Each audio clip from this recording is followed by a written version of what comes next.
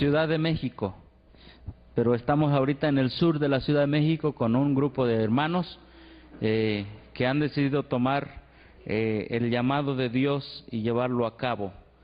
En este día vamos a ver el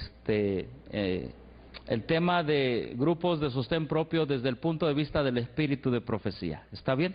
En la mañana vimos el punto de sostén propio desde el punto de vista ¿qué?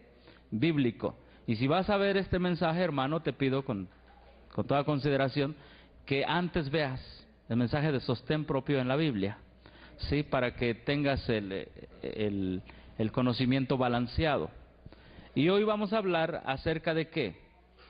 De los grupos de sostén propio en el espíritu de profecía. He trabajado en esta semana con más investigación, y quiero presentárselos a ustedes. Hermanos, si les hago una pregunta, ¿qué contestarían ustedes? ¿Cuándo se organizó la Iglesia Adventista? ¿1800 qué? ¿Qué se organizó de la Iglesia Adventista en el 63?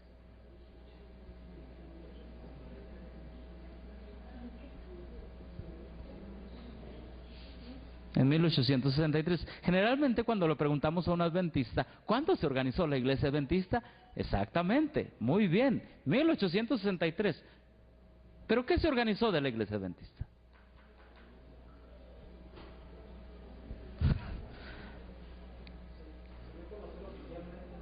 ¿Se dio a conocer oficialmente?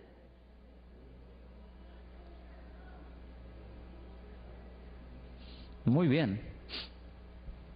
Hacemos un repaso rápido. Después del gran chasco de 1844, hubo un periodo en que ese grupo podríamos decir, de los que quedaron chasqueados, algunos abandonaron el mensaje, otros siguieron guardando el primer día de la semana, el domingo, etcétera, pero hubo un grupito que empezó a estudiar la Biblia. Y empezaron, para el año de 1848, se organizan los pilares de la fe adventista. 1848 se organiza el sábado, el santuario, la ley de Dios, la no inmortalidad del alma, ¿sí? Los pilares de la fe adventista, el mensaje de los tres ángeles. En 1848 se tiene la teología básica y pilar del adventismo. Muchos pensamos que en 1863 se organizó la iglesia y dijeron, bueno, vénganse, vamos a organizarnos, a ver qué vamos a creer, y no. En 1848 el adventismo define los pilares de la fe adventista. ¿Queda claro, hermanos? ¿Sí? 1848 se definen los pilares de la fe. Ahora, ¿había una organización? ¿Había asociación? ¿Asociación general? No, pero ya había ¿qué? Teología. ¿Nos queda claro, hermanos? Que no puede haber organización sin una base bíblica y teológica. Ahora, todos estos hermanos que Dios los usó para plantar los pilares de la fe, ¿estaban en la verdad? ¿Sí o no? Estaban en la verdad. ¿Eran pueblo de Dios? Sí. Aunque no se había formado la organización, ¿eran pueblo de Dios? Sí. Porque el día de hoy tenemos todo lo contrario, que si no estás en la organización no eres pueblo de Dios. Pero la historia habla a sí misma y nos dice que en 1848 se fundaron los pilares de la fe adventista, la teología, aunque no había asociaciones estatales y la asociación general. ¿Sí? Debemos entender esto porque hay una cita, hermanos, en Mensajes Selectos, tomo 1, página 65, dice: acerca de los testimonios nada es ignorado, nada es puesto a un lado. Sin embargo, deben tomarse en cuenta dos cosas: tiempo y ¿qué más? y lugar. Nada debe hacerse fuera de ¿qué? De su tiempo. Algunos asuntos deben ser retenidos porque algunas personas darían un uso impropio a la luz dada. Son esenciales cada jota y cada tilde y deben aparecer en un tiempo ¿qué? Oportuno. En lo pasado, los testimonios fueron cuidadosamente preparados antes de que se los enviara para su publicación. Y todavía cada asunto es cuidadosamente estudiado después de ser escrito por primera vez.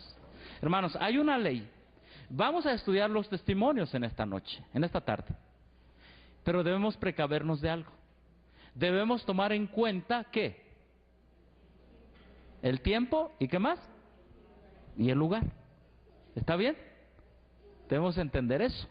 Tomar en cuenta el tiempo y el lugar. No vamos a ignorar nada de lo que está escrito en eventos finales, en testimonios para los ministros, pero tenemos que ser cuidadosos. Tenemos que tomar en cuenta el tiempo y el lugar. ¿Está claro, hermanos? ¿Sí? Debemos tomar en cuenta el tiempo y el lugar. Para mí, aquí está este libro escrito por el nieto de Elena de White. Se llama Arturo L. White. Este libro se llama Elena de White, Mujer de Visión. No sé cuántos de ustedes han adquirido este libro ya, o lo han leído más bien. ¿Sí? En este libro, Mujer de Visión, en la página 70, lo podemos ver ahí, quizá más claro.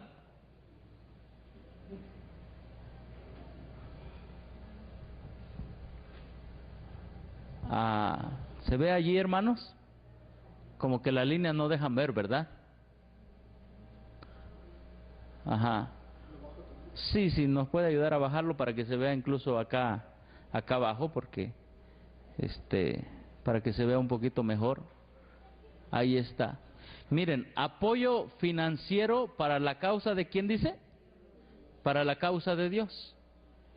En este tiempo, hermanos, ellos se autofinanciaban. Estamos hablando del año de 1857 y 1858.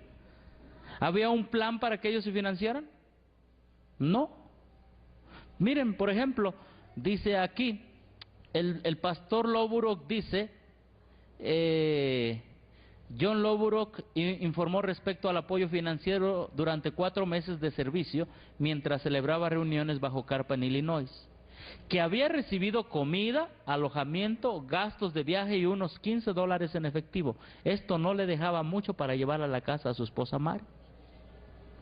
Durante todo el invierno del 57-58 recibió 3 pasteles de azúcar de arce de 4 kilos, 350 kilogramos de trigo, 175 kilos de manzanas, 175 kilos de papas, un jamón, dice allí. Recuerden ustedes que para este tiempo todavía no llegaba el mensaje de ¿qué? De la Reforma Pro Salud. ¿Cuándo llegó el mensaje de la Reforma Pro Salud? 1863. Así que todavía entre los adventistas se daban jamoncitos. ¿Ajá? O jamones. Exactamente, por eso es importante tomar el tiempo en cuenta. ¿Y qué más? El lugar. ¿Está bien, hermanos? Tenía un jamón, la mitad de un cerdo pequeño. Sí, ahí dice. Es que por su gracia es que Dios nos ha dado el mensaje. Porque muchos de nosotros comimos puerco antes, ¿sí o no? Chicharrones y patas y no sé qué todo. Ajá. Muchas cosas de Egipto. Así que Lowbrook tenía un cerdito medio. 9 kilogramos de frijoles, $4 en efectivos. Esto, más la pequeña ganancia con nuestros pensionistas, me permitió llegar al fin del invierno en menores condiciones que otros de nuestros ministros. ¿Cómo se mantenía Jaime y Elena de White entre 1857 y 1858? Aquí dice, los que están allí, lo ponemos más grande, ¿se puede ver? ¿Sí se puede ver, hermanos? Muy bien. Dice, Jaime y Elena de Huay también estaban, ¿qué? Luchando. Año 1857-1858. Mientras que algunos de los ministros tenían que abandonar su tarea de tanto en tanto y trabajar con ¿qué? Con sus manos para sostener a sus familias, Jaime Huay descubrió mientras viajaba entre los creyentes que estaban aquellos que necesitaban Biblias y otros libros. Él compraba materiales y los llevaba consigo o los invitaba desde Battle Creek, vendía estos materiales con una ¿qué? Ganancia. ¿Cómo inició el adventismo? Con sostén propio. Agarraban materiales y los vendían. Loburuk aceptaba kilos de frijol, de papas, de trigo y lo vendía. ¿Quién lo está diciendo? Mismo nieto de Elena de Huay. Es que vamos a ver un video que quizá nos va a sorprender, de un tema, de un sermón, de una persona que ustedes conocen. Pero no podemos ignorar cómo inició el adventismo. Nuestros pilares de la fe se dieron bajo sostén propio. Amén, hermanos. Así fue. Y dice aquí mismo el autor de este libro, las cosas habían llegado a un estado tal que debían encontrar un plan permanente para proveer recursos financieros a la iglesia creciente. ¿A la qué? ¿Había iglesia en 1857? ¿Sí o no? Sí. ¿Estaba organizada? No. ¿Los podían sacar de la organización a ellos? No, pero ya eran iglesia. ¿Cómo me gustaría compartir esto con nuestros compañeros pastores? Porque esto se vende allí con ellos. En Gema Editores y todo, ahí se vende toda esta materia. El problema es que lo venden, pero nada más lo venden. Ajá. Entonces queda claro cómo los pioneros en los 1857 se autofinanciaban y ¿qué más? Y recibían donativos. Repito, estoy presentando este material, también lo voy a presentar allá en Chiapas. Aquí porque habemos muchos de varias partes de México y algunos hermanos que nos visitan del estado de Morelos. Porque es necesario tener las bases y definirnos para trabajar para el maestro ya, hermanos. ¿Sí? De todas maneras, yo no voy a forzar a nadie, ni es mi trabajo después de esto, decirles a que crean. Eso ya es trabajo de ustedes con Dios. Entonces, 1848 se funda la teología adventista. En el 58 los hermanos se siguen autofinanciando, ¿sí? Y en 1859 se organiza el plan de los diezmos, ¿sí? Y Jaime Huay dijo en 1861, dice, proponemos que los amigos den un diezmo o una décima parte de sus ingresos estimando que sus ingresos son el 10% de lo que poseen. Luego vienen las donaciones personales. Los jóvenes que no tienen propiedades se adelanten aquí noblemente con sus ofrendas. El plan de benevolencia sistemática recibió pronto el apoyo de Elena de Huay y ella lo ligó al diezmo. Al comienzo no se separaban los diezmos y las ofrendas. La demanda de fondos era principalmente para apoyar a los ministros y la obra ¿qué? Evangelizador. Ahora, con el contexto bíblico de la mañana, ya entendemos para qué es esto, ¿no? Para qué son los diezmos y las ofrendas. El que viva del Evangelio, ¿qué? Que coma del Evangelio. Entonces, al principio no hacían separación, no había combinado que el 60-20-20 y todas esas cosas. Era todo ¿para qué? Para la predicación del Evangelio. ¿Cuándo se organizó la iglesia adventista? En 1859 se organiza el sistema de diezmos. Años atrás, en el 1848, la doctrina. La doctrina adventista.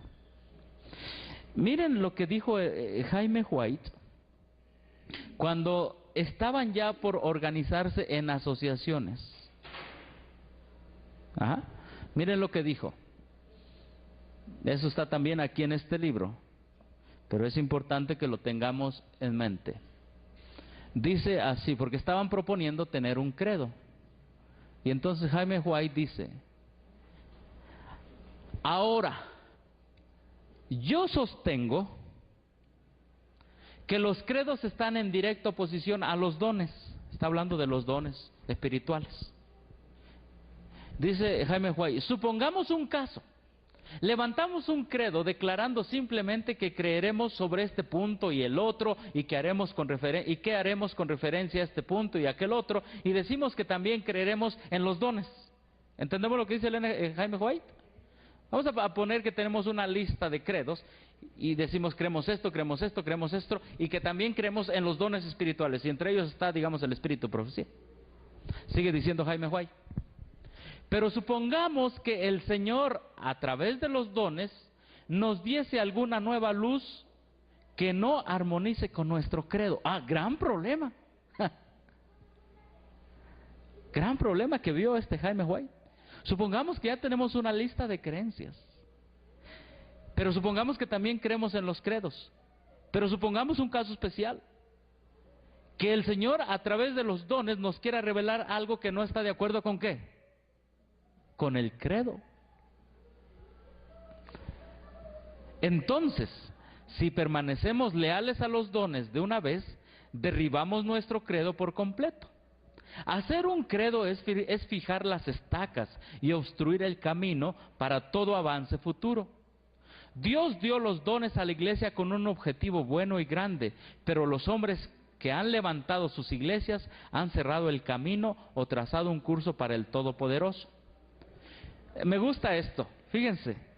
Dice, hablando de los que tienen credo, dice Jaime White: virtualmente dicen que el Señor no debe hacer nada adicional de lo que ha sido delineado en el credo. Y es cierto. Si no está en las creencias, entonces no es de quién dicen, no es de Dios. Si no está en las creencias, no es de Dios. Y entonces él concluye y dice: por lo tanto, un credo y los dones se encuentran en directa oposición entre sí. En otras palabras, las 28 creencias y el espíritu de profecía son ¿qué? Un contraste pleno. Porque si el espíritu de profecía te habla de sostén propio y no es apoyado por las creencias adventistas, ¿qué vas a hacer? Este problema ya lo estaba preveyendo a Jaime White. ¿Cuál es nuestra posición como pueblo? La Biblia es nuestro único credo. Rechazamos cualquier cosa en la forma de un credo humano. Tenemos la Biblia y los dones del Espíritu. Abrazamos la fe de que de ese modo el Señor nos enseñará de tiempo en tiempo. Y con esto adoptamos una posición en contra de la formación de un credo. Hermanos, esto fue en 1861, en 1893... Mientras Elena de White estuvo viva, se rechazó una lista de ¿qué? De creencias. ¿Por qué, hermanos? A ver, en 1861 se rechaza un credo, ¿sí o no? Lo veo como que están luchando con el sueño.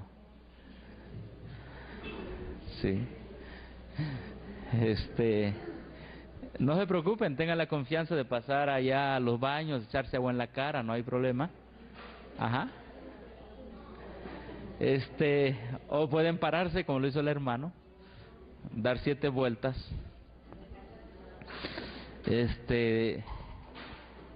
Entonces, en 1881 se rechazó ¿qué? El credo. En 1863, gracias por decirme, en 1873 nos dicen que es cuando se organiza ¿qué? La Iglesia Adventista del Séptimo Día. Pero debemos entender, miren, el adventismo empezó con un grupito. Ese grupito tuvo la teología correcta de los pilares de la fe. Se mantienen con sostén propio por muchos años.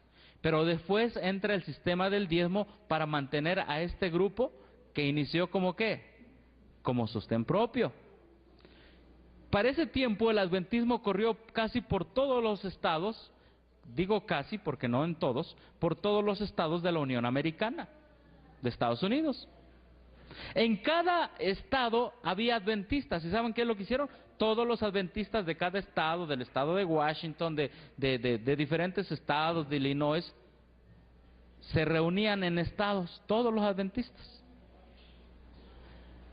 Y formaron lo que se llamaron las asociaciones estatales. ¿Qué pasa en 1863 entonces? Cuando nos dicen que se organizó la iglesia adventista. Lo único que pasa es que todos los adventistas de todos los estados son llamados a Battle Creek, y en Battle Creek se organiza la asociación de todos esos estados que ya estaban ¿qué?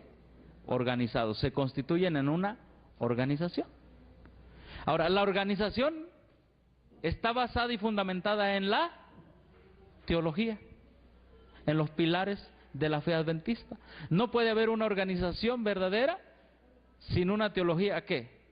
Verdadera. ¿Por qué? Porque el día de hoy estamos viendo que la organización actual está desechando el mensaje de los tres ángeles. ¿Ahora entendemos? ¿Sí? La organización actual está desechando el mensaje de los tres ángeles, es decir, el fundamento por el cual fue llamado. Ajá. Y ahora la gente está pensando que si te sacan de la organización, ¿te sacan de qué? De la verdad. Hermanos, la organización se fundó con la verdad. Si nosotros apostatamos de la verdad, aunque tú estés en la organización, hermano, nos convertimos en apóstatas. Puedes estar en la organización si apostatamos de la verdad. O si hay un grupo independiente, porque hay grupos independientes, me he encontrado algunos allá en el sur, que no, nosotros somos independientes, qué bueno, pero no, hermano, ¿por qué no comen carne? Me he encontrado con grupos así. Entonces, hay dos grupos de independientes. Está el grupo independiente de la organización y a la misma vez el grupo independiente de la doctrina. Bien podría decir con muchas bases y fundamentos que la organización actual adventista es un grupo independiente del mensaje de los tres ángeles. Ustedes lo saben y hemos hablado de eso. ¿Sí? Tan envuelto está en el ecumenismo que eso no es el mensaje de los tres ángeles. Así que repasando, en 1863 se organizó nada más la estructura que iba a hacer circular la comunicación, pero ya estaba la teología se sustentó por sostén propio, después vino el sistema de diezmo para ayudar a los que predicaban el mensaje de los tres ángeles, y entonces se organizó la estructura, pero ya estaba la teología. Entonces la siguiente vez que alguien te pregunta ¿cuándo se organizó la iglesia adventista?, ¿qué le vamos a decir? ¿Qué es lo que hace la iglesia adventista? ¿Una organización? ¿Qué hace la iglesia adventista? El mensaje. Nosotros tenemos que enseñar, hermanos. No sé, porque quizá yo no sé, pero en 1863 también se organizaron compañías y se organizaron corporativos, etcétera. Pero debemos enseñar a la gente a decir que en 1863 nada más se organizó institucionalmente. Se le dio orden a todas las asociaciones, porque ya tenían la teología correcta. ¿Sí? Ahora, nuestros hermanos que estaban antes del 63, ¿estaban en la verdad? Claro que sí. Incluso, se me pasó decirles lo que dice allí: apoyo financiero para la causa ¿de quién? De Dios. Pero no había organización, pero ya era la causa de Dios. Ahora que están diciendo que si no estás en la organización, no estás en la causa de Dios. Yo invito a todos los hermanos a que lean este libro para que entiendan la manera como Dios nos ha ido guiando. A medida que nuestros miembros fueron aumentando, resultó evidente que sin alguna forma de organización habría gran confusión y la obra no se realizaría. La organización era indispensable para proporcionar sostén al ministerio, dirigir la obra en nuevos territorios, proteger tanto a las iglesias como a los ministros de miembros indignos, retener las propiedades de la iglesia para la publicación de la verdad por medio de la prensa y para muchos otros objetos. La organización nos fue dada a luz por su espíritu en el sentido de que había haber orden y qué más, y disciplina cabal en la iglesia. La organización era ¿qué? Esencial. Sí, hermanos, Dios no está peleado con la organización, hablando en concepto. Dios no le gusta la corrupción de la organización. ¿Entendemos? Hermanos, si la organización hubiese seguido con el mensaje de los 3 ángeles, nosotros estaríamos allí, ¿o no? Hablando de las líneas regulares. Dios no está peleado con el concepto de organización, orden y disciplina. Dios es un Dios de orden. Pero ¿de qué sirve que las 12 tribus estuvieran bien ordenaditas si pedían volver a Egipto? Digamos, un ejemplo. ¿De qué sirve que estuvieran bien ordenaditas si pidieron tener un rey como las demás naciones? ¿De qué les sirvió el orden y la organización? Son los principios que debemos entender, hermanos. Que ser ordenados y organizados, hermanos, hasta la Iglesia Católica tiene orden y tiene organización, pero ¿quiere decir que son la iglesia verdadera porque tienen orden y están organizados? No.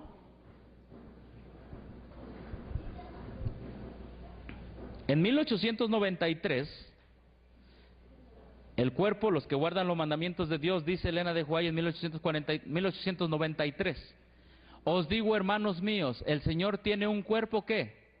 Un cuerpo organizado por medio del cual trabaja.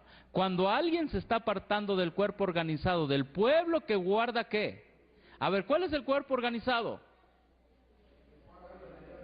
Hermanos, el pueblo que guarda los mandamientos ¿de quién?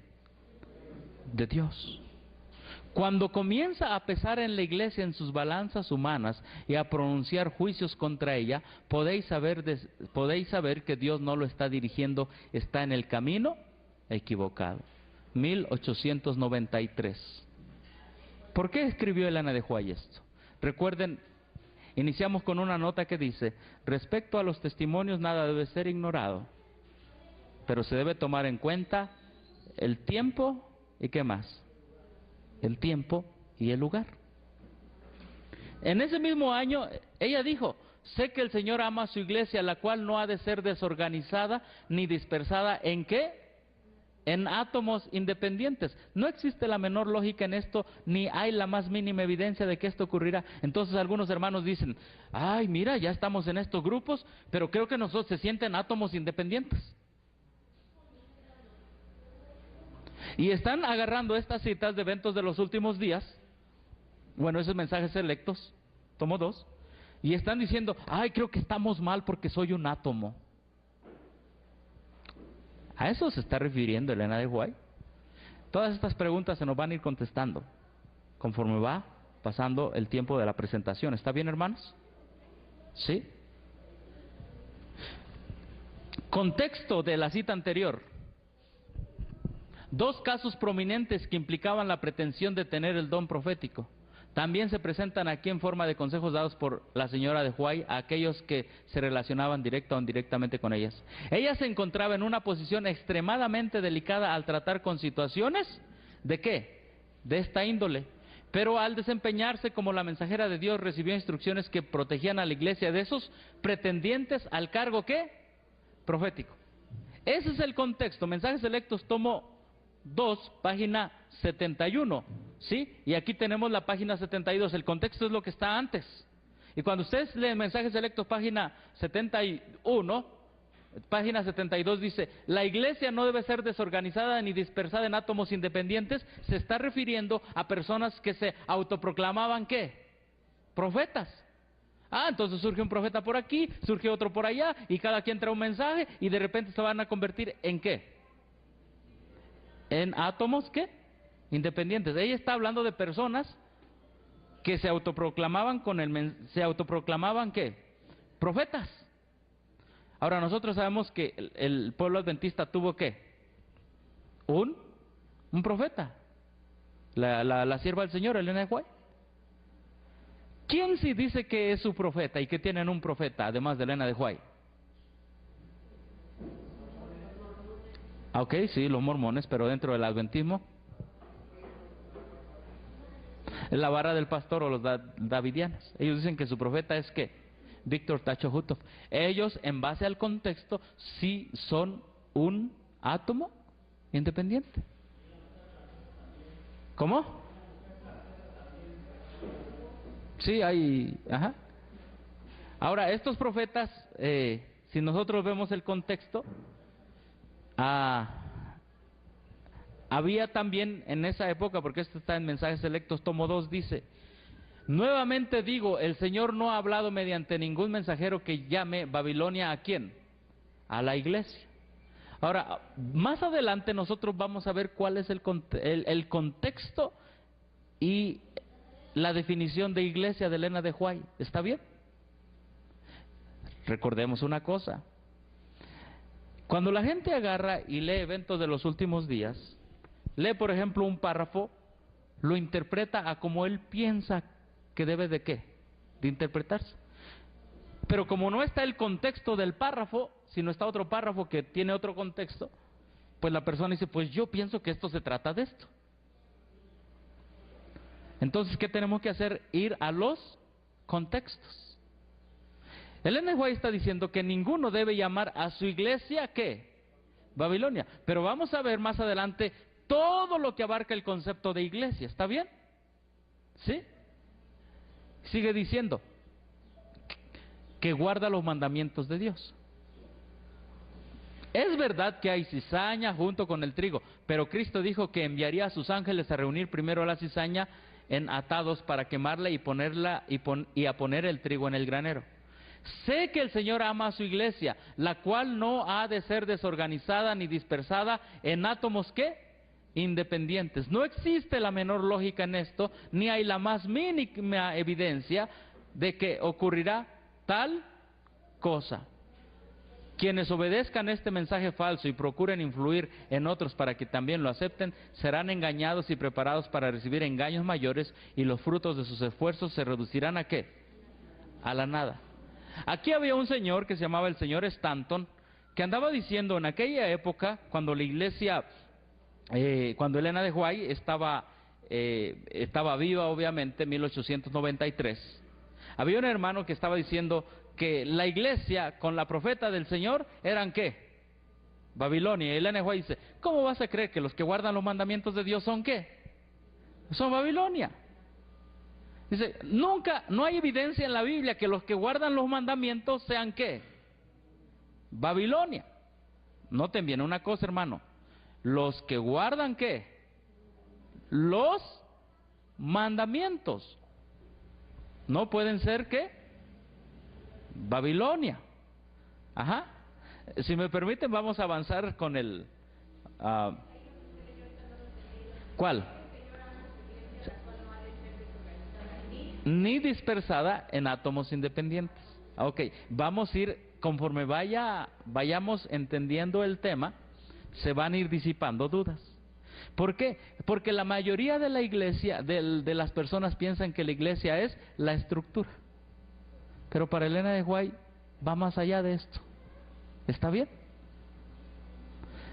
Ahora, hermanos, estoy presentando estos temas porque son las citas que nos ponen enfrente. ¿Sí? Y si decimos que tenemos la verdad es porque debemos defender la verdad ante cualquier presión de personas. Cuando se dice aquí, sé que el Señor ama a su iglesia, la cual no debe ser desorganizada ni dispersada en átomos ¿qué? independientes. ¿Cómo se aplica? Ahorita la organización está aplicando, mira, te dicen, mira, ya ves, la iglesia es la organización y todos los que están fuera de la organización son átomos, ¿qué? Independientes. ¿Estaba Elena de White pensando eso? No. Elena de White, la iglesia son los que guardan los mandamientos de Dios. Ahí lo dice. Todos los que atacan a los que guardan los mandamientos de Dios, ¿qué? Son átomos independientes. Específicamente en el contexto, hacemos un resumen. Había dos personas que decían tener el don profético. Había un hermano que estaba llamando a los que guardaban los mandamientos de Dios, los estaba llamando ¿qué? Babilonia. En otras palabras, había tres personas.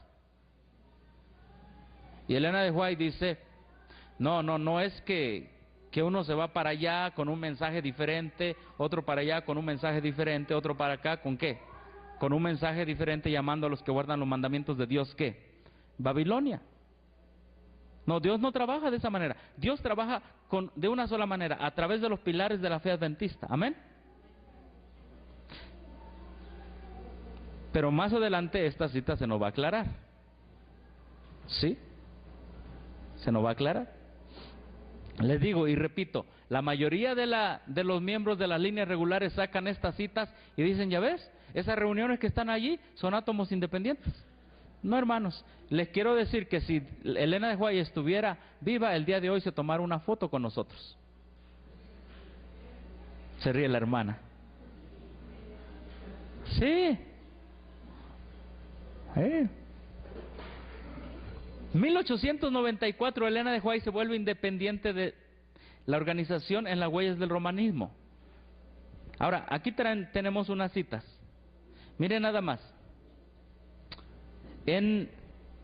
Está Testimonios para la Iglesia, tomo 7. Elena de White, este es un capítulo que se titula El Autor. ¿Cómo se titula el capítulo? El Autor. Había una situación en 1894. En 1894, la sierva del Señor vio que había una situación en la casa publicadora. Dice, si resisten las amonestaciones que el Señor les envía, estas personas se transforman en guías de prácticas inicuas y usurpan el ejercicio de las prerrogativas de Dios. ¿Qué hacían los líderes de la Conferencia General en 1894? Al tratar de controlar las mentes de los hombres, se atreven a hacer lo que Dios mismo no haría. De esta manera siguen las huellas del romanismo. Introducen sus propios planes y métodos, debilitan la fe de los demás en la verdad mediante sus conceptos equivocados de Dios, y con ellos introducen principios falsos que obran como levadura para manchar y corromper las instituciones iglesias. Escuchen bien acá abajo. Dios no justificará ningún plan por medio del cual el hombre trate de gobernar u oprimir en el menor grado ¿a quién? A sus semejantes. Tan pronto como el hombre trata de establecer una regla de hierro para los otros hombres, deshonra a Dios y pone en peligro su propia alma y las almas de los hermanos. En 1894 Elena de White dice, la organización que se levantó con sostén propio y después que se organizó institucionalmente en 1873, para 1894, ¿están siguiendo las huellas de quién? De Roma. ¿Qué es seguir las huellas de Roma? ¿Actuar? ¿Como quién? Como Roma. ¿Cómo es que actuaban como Roma? Controlaban a la gente, punto.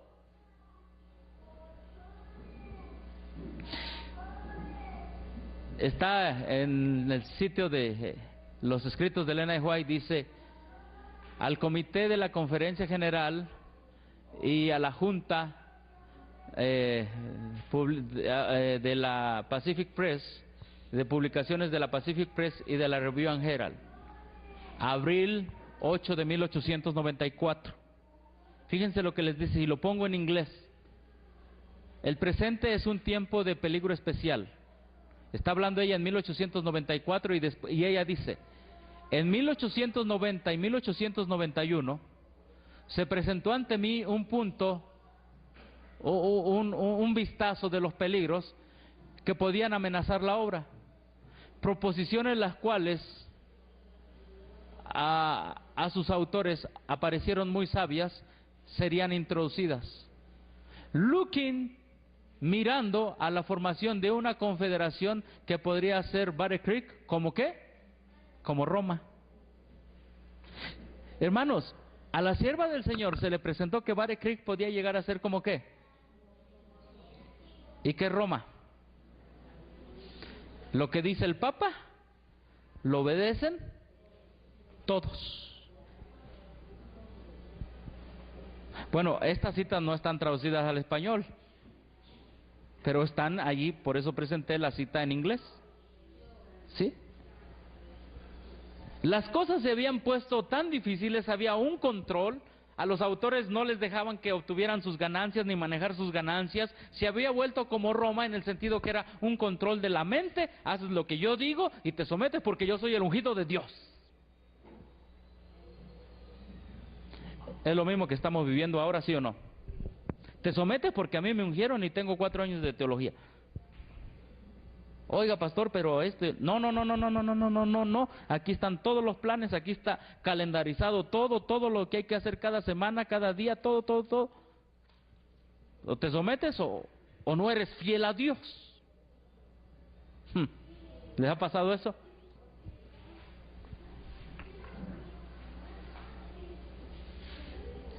Elena de White, la situación era difícil, que Elena de White, aquí está la cita que me pidió el hermano que viene de satélite la última vez.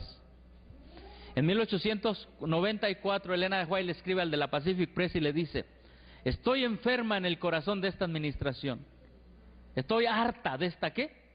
Oiga, pero ¿no es la organización que levantó Dios? Sí, pero ¿qué le estaba pasando a la organización? Estaba actuando con los principios ¿de quién? De Roma. Y Elena White dice: yo también estoy harta de esta organización. Es decir, por el control. Y luego dice: debo creer que usted no hubiera hecho esto si hubiera sabido la situación. Ahora, soy capaz de entender más perfectamente la luz que se me dio cuando mi marido estaba tan débil en Greenville, Michigan. Ese fue el comienzo de las instrucciones divinas sobre los ¿qué? Los medios. De aquí en adelante vamos a ver qué medios son recursos financieros. Se me mostró que el Señor quiere a mi marido y yo independientes de todas nuestras instituciones en asuntos financieros. Hay tanto control como Roma. ¿Fue el problema la organización, hermanos? No. ¿Cuál fue el problema? La corrupción de la organización. Tanto así que el Señor le mostró a la sierva del Señor que debía permanecer ¿qué? Independiente de casi todas las instituciones. ¿Casi todas? ¿Independiente de qué? Quiero hacer más grande esto. Ahí se ve, ¿verdad? Ya se salió, ahorita metemos a Elena de White otra vez.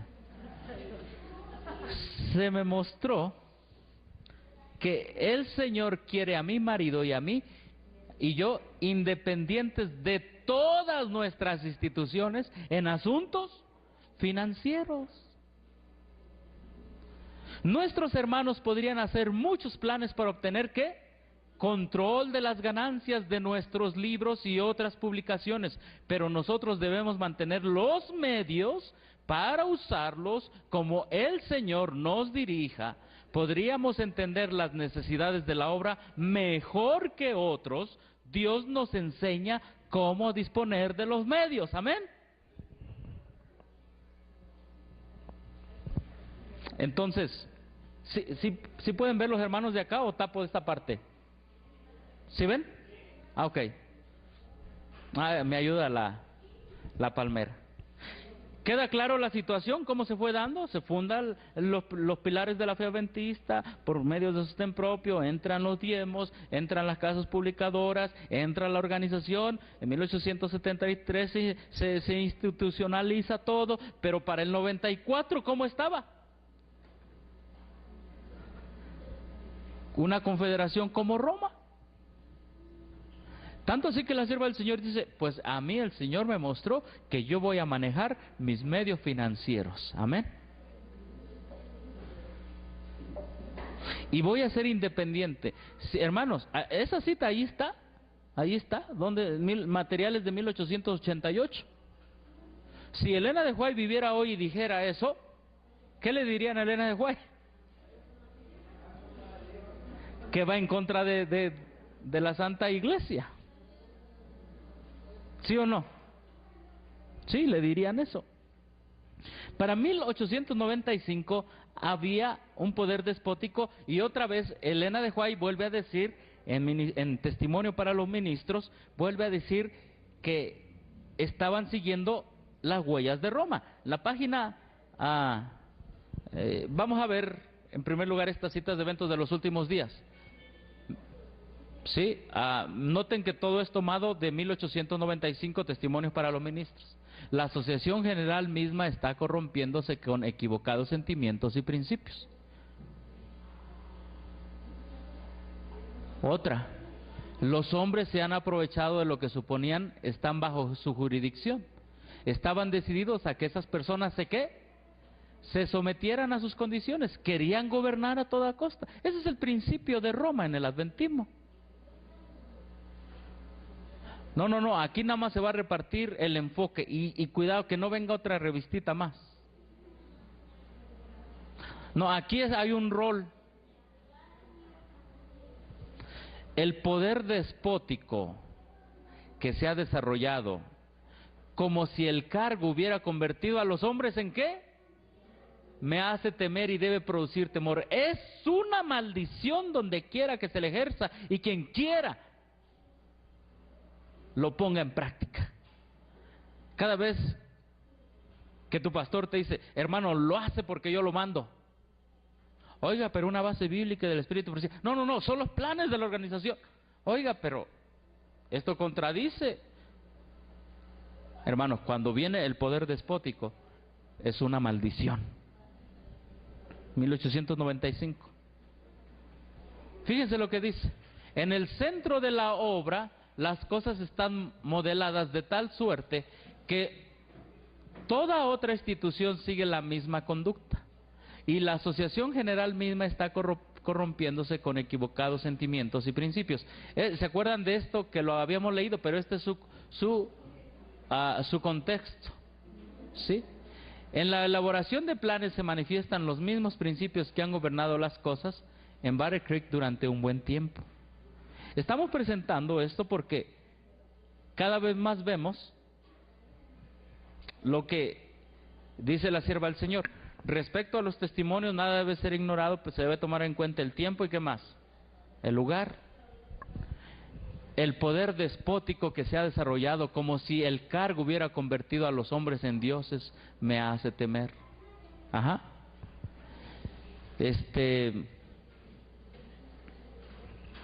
Ahí está la cita, en todos sus contextos. Este enseñoreamiento de la verdad del Señor creará un resentimiento tan grande hacia la conducción humana que producirá un estado de insubordinación. Hermanos, la sierva del Señor ya estaba preveyendo lo que estamos viviendo ahora. La gente está descubriendo que a los hombres que ocupan altos cargos de responsabilidad no puedes confiársele la tarea de modelar la mente y los caracteres de otros. El resultado será que perderán la confianza aún en la conducción de hombres fieles, pero el Señor suscitará obreros que se darán cuenta de que sin la ayuda especial de Dios no son ¿qué? No son nada. ¿Sí? Y fíjense, entonces Elena de White les dice, o sea, ya dejen el poder despótico, fíjense en Cristo. Si no nos fijamos en Cristo y seguimos con el poder despótico, vamos a estar igual que los papistas, igual que los romanos. Miren lo que dice aquí: cuando los hombres que profesan servir a Dios ignoran el carácter paternal del Señor y se apartan del honor y la justicia al tratar con sus semejantes, Satanás se alegra porque Él les inspiró sus atributos. Están en las mismas huellas del romanismo. Aquí está, Testimonios para los Ministros. La sierva del Señor le está diciendo, están controlando están siendo como Roma. Y hermanos, con un escrito está, si tú estás viendo que te están controlando, disciplinando, defraternizando, sin un escrito está, sin la Biblia, sin el espíritu de profecía, solo porque la orden viene de arriba, quiero decirte que los que lo hicieron están en las mismas huellas del romanismo. No tiene nada de malo que tú, como la sierva del Señor, decidas ser independiente de todas las instituciones, pero seguir en la obra del mensaje de los 3 ángeles. Porque Dios no mandó a la organización a controlar el mensaje. Dios mandó a la organización a predicar el mensaje sin restricciones ni control. Sí con orden, pero no restricciones ni control. Sí, que la rama médico-misionera, que los colportores, que los maestros, que educación, con orden, sin restricción. ¿Qué pasaba en ese momento? Los hombres se creían dioses. Y hoy parece que sucede lo mismo. ¿Sí o no? Hermana, ¿y por qué si fue a esa reunión no me avisó a mí? ¿Acaso tengo que orar al pastor que está en la asociación para que me cuide camino a la reunión que voy? No, Padre nuestro que estás en el cielo, guárdame durante el camino. Ahora hay que avisarles a dónde fuimos, qué estudiamos. Hermana, no la vimos aquí en la mañana, ¿dónde estuvo? No estuvo en la tarde, ¿dónde se fue? Los hombres se creen dioses. Ya ni Dios le manda tantos requisitos a usted. ¿A poco cuántos de nosotros Dios nos dice a dónde fuiste, cómo hiciste? No. Bueno, ¿entendemos el contexto de 1895 cuando la sierva del Señor decide ser independiente? En asuntos financieros de todas las instituciones. ¿Sí? En 1896, Elena de White se da cuenta de algo. Y lo dice, y está en Eventos de los Últimos Días, la edición del 92, página 51, pero también en Testimonios para los Ministros 342. Y dice, ¿qué dice? ¿No es sabio escoger a un solo hombre como presidente de la Asociación General? ¿Hay presidente ahorita? ¿Es sabio? ¿Qué está escrito? ¿Es sabio? Quizá durante el transcurso de esta presentación nos vamos a dar cuenta que ¿por qué no es sabio? Ahora, si el consejo dice que no es sabio, ¿por qué lo tenemos? Y si lo tenemos, ¿qué estamos demostrando? ¿Que somos sabios? ¿Que somos ignorantes? ¿Que somos desobedientes a nuestro Dios? Hermanos, aquí está en Evento de los Últimos Días. Que no es sabio. ¿Por qué teniendo el mensaje aquí lo desechamos? Dice, no es sabio.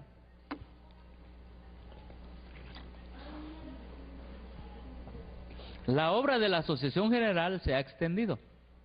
Algunas cosas se han hecho innecesariamente complicadas. Se ha manifestado una falta de discernimiento. Debe haber una división del campo, debe idearse algún otro plan para cambiar el actual estado de ¿qué? De cosas. ¿Cuál era el estado de las cosas? Control y manipulación. En ese año, en 1896, Elena de White dice lo siguiente.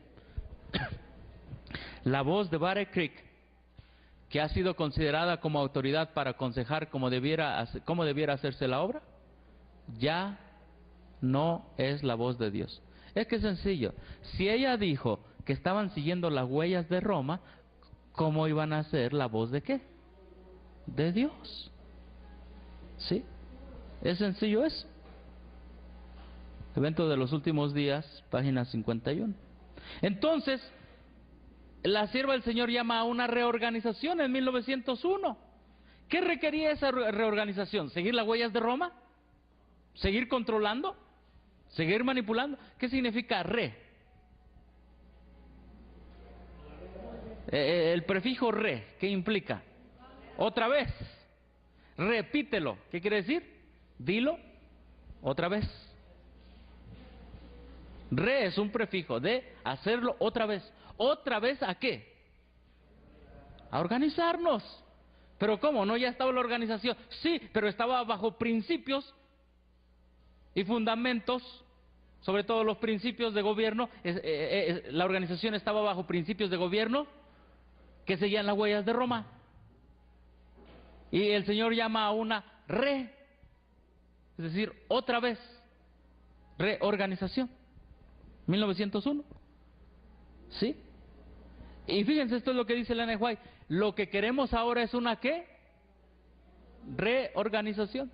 Deseamos comenzar en el fundamento, edificar sobre un principio diferente. Claro, ¿cuál era el principio que ya lo estaba llevando? El control. ¿Y hacia dónde lo estaba llevando? Hacia Roma. Fíjense lo que dice. Y está ahí adelantito.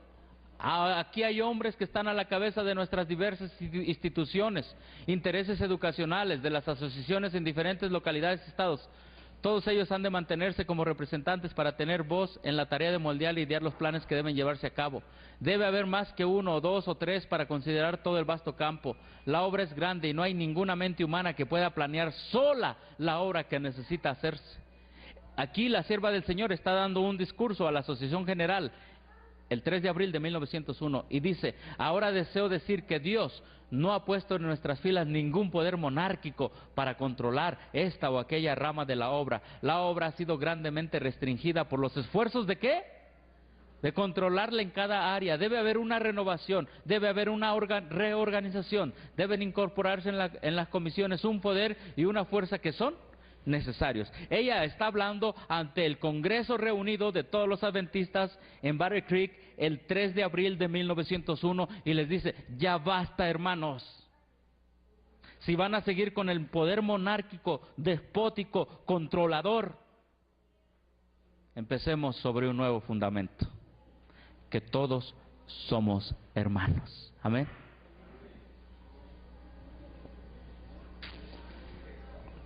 El hecho de que estos hombres en 1901, el Ellen G. White sigue hablando al Congreso, el hecho de que estos hombres debieran estar en un sitial ¿qué? Sagrado, como si fueran la voz de Dios al pueblo, como creíamos que la Asociación General lo era, es un asunto ¿de qué? Del pasado. Es que es sencillo. Si el hombre está con un poder despótico, ¿qué quieres? ¿Cuánto quieres? No te doy. Vente. No le hables. No te reúnas. Si están con un poder despótico.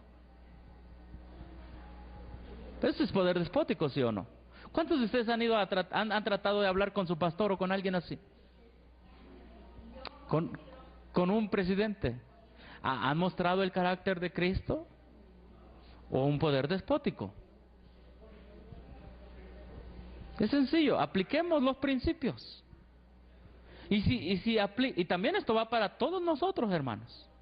Si nosotros usamos una manera monárquica de decir: aquí en los grupos se va a hacer esto, algo, ¿cómo se puede decir? Despótico, monárquico, también corremos el mismo peligro, hermanos. ¿Sí o no? Tenemos que consultar. Hermanos, porque a través de la experiencia que he pasado por varios grupos en los viajes, se puede notar que esto de repente, no en todos, yo digo que no en todos, pero de repente, hermanos, como traemos lo de allá, se nos sale aquí.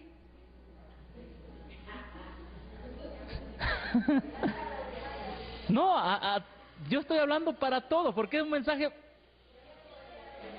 Es un mensaje para todos, y lo digo con amor, hermanos.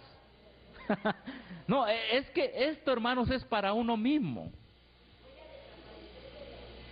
No, hermanita. No estamos hablando de eso. Estamos hablando de que debemos aprender nosotros a mostrar el carácter de Cristo. Amén. ¿Sí? No, yo sé que hay dones, por ejemplo...